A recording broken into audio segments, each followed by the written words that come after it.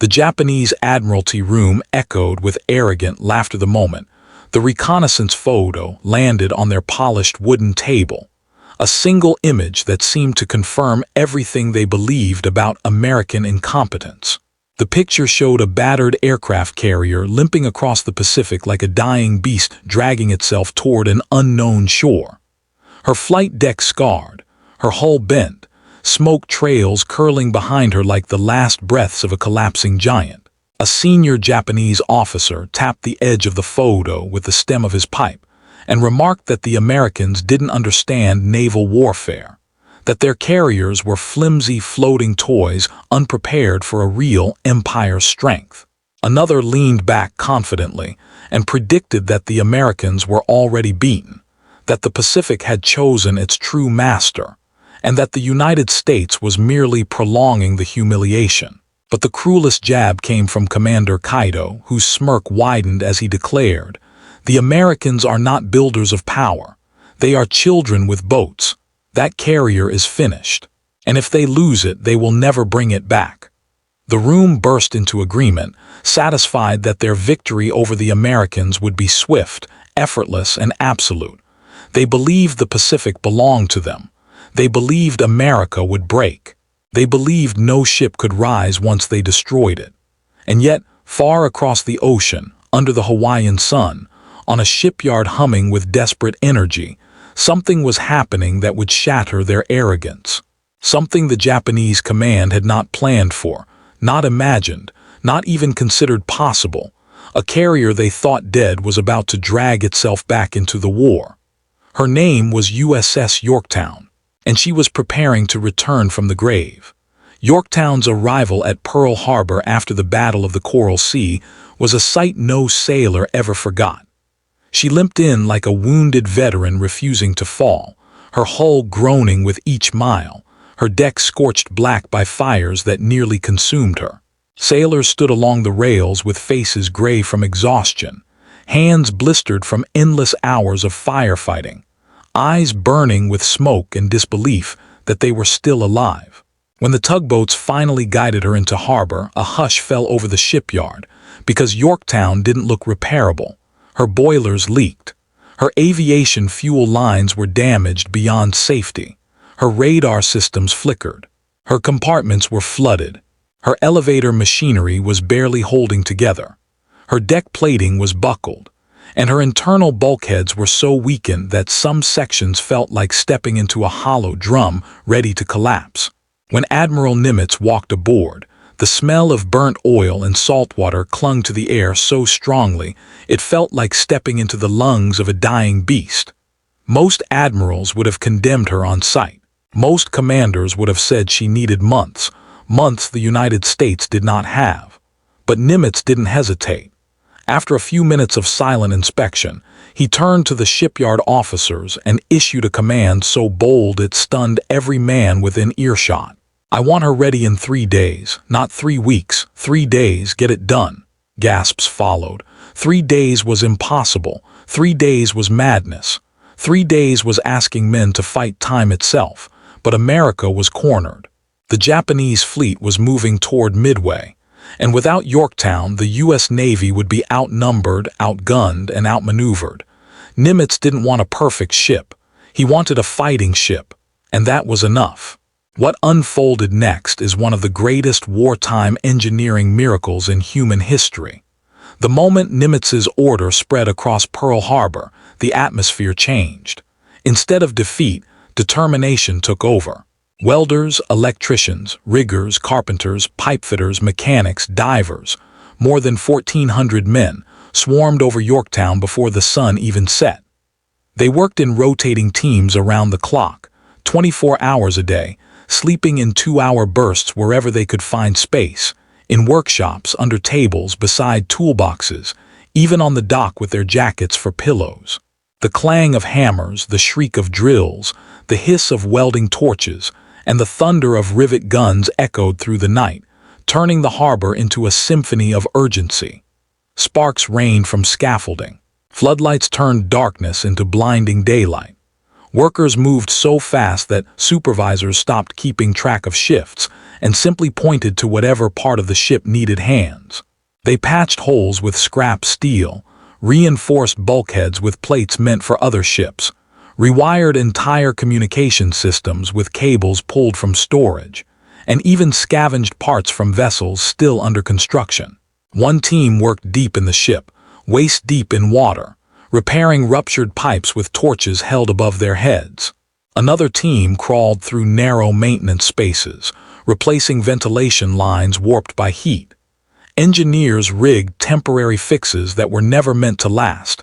It didn't matter, as long as the ship could fight.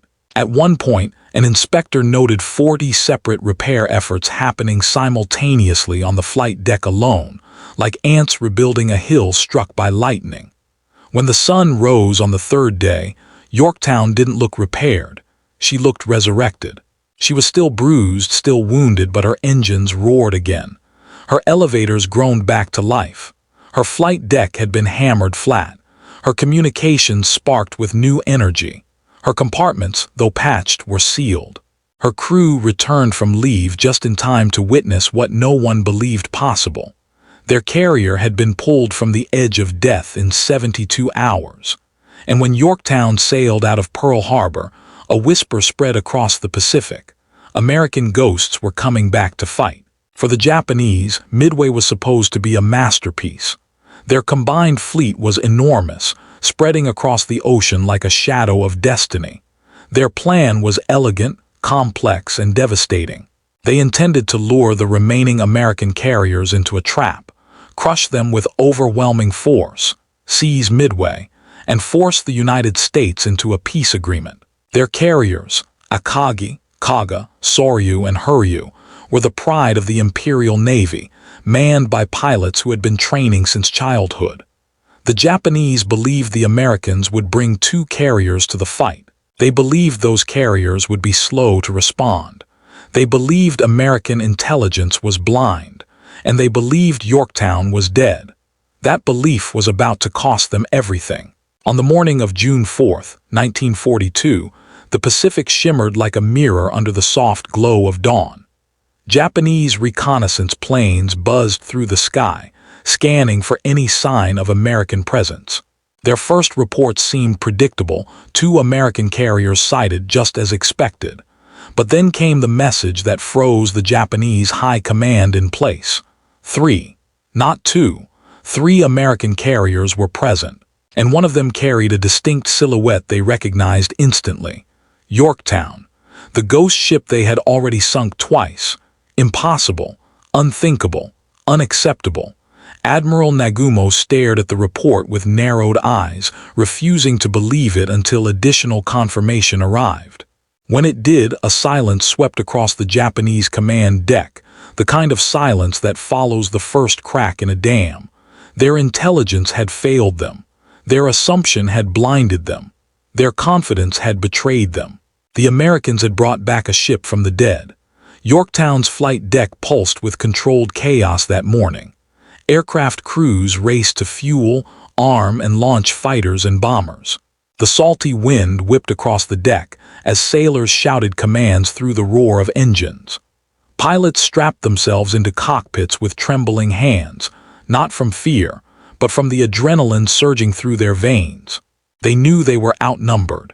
They knew the Japanese pilots were more experienced. But they also knew one thing that made all the difference. The element of surprise was theirs. When the announcement came that they were launching the first strike, a wave of determination washed through every man on board. Yorktown had come too far to fail now.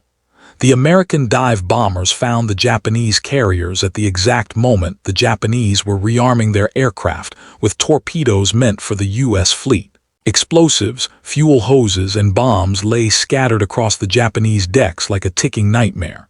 And then the sky opened. Dive bombers dropped from the clouds like hawks in a death spiral, screaming downward at terrifying angles. Their engines howled. Their wings groaned. Their pilots felt gravity clawing at their bones.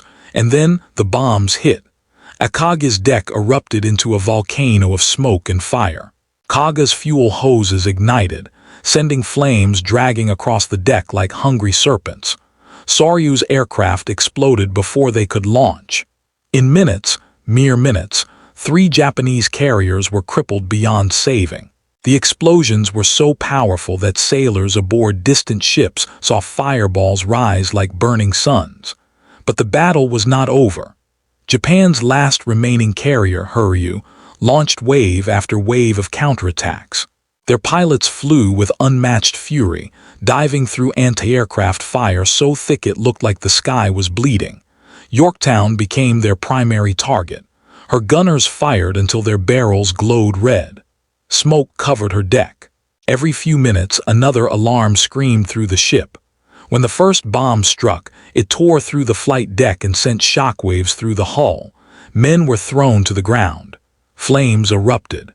Yet within minutes, damage control teams were already fighting it back, sealing ruptures, dragging hoses, spraying foam, and patching holes with anything they could find. Yorktown refused to go down. Then came the torpedo planes. Low-flying, relentless, slicing through the waves with lethal precision.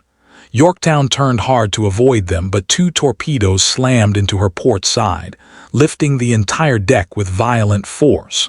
Water burst in. Compartments flooded. Lights flickered. The ship listed. But still, Yorktown stayed afloat. Her crew fought with the desperation of men unwilling to let their ship die again. They counter-flooded compartments, stabilized the list, restored partial power, and kept fighting. But the damage was too much. After hours of relentless attacks and superhuman efforts, Yorktown finally fell silent. Her engines stopped. Her pumps slowed. Her list increased. And as the sun dipped toward the horizon, the order was reluctantly given to abandon ship. Sailors lined the rails, touching the steel walls they had fought so hard to save, whispering quiet goodbyes as they climbed down ropes into the darkening sea. Many cried. Many looked back long after they boarded rescue ships, but none felt defeat. Yorktown had bought them Midway. Yorktown had bought them the future. While the Japanese celebrated sinking the same ship for the 3rd time, they failed to realize something critical. Their final carrier, Huryu, was about to face America's last counterstroke. American dive bombers, guided by determination more than radar, located Huryu late in the afternoon. They dove with the last of their strength, hit her with bombs that tore through her heart and set her ablaze. With Huryu gone, all 4 Japanese carriers, the pride of the empire, were destroyed. The Battle of Midway was over. Japan had lost its offensive power forever, and America had found its turning point. Yorktown didn't survive the war. After the battle, a Japanese submarine found her drifting and struck her with another torpedo, sealing her fate.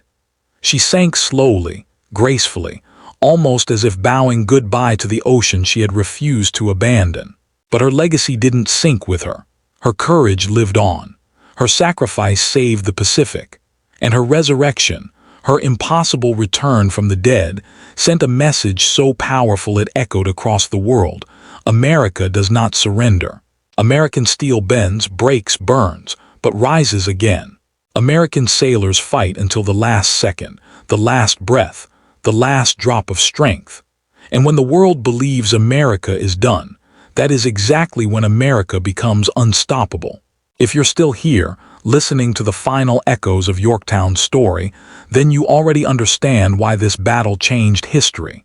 This wasn't just strategy, ships, or steel.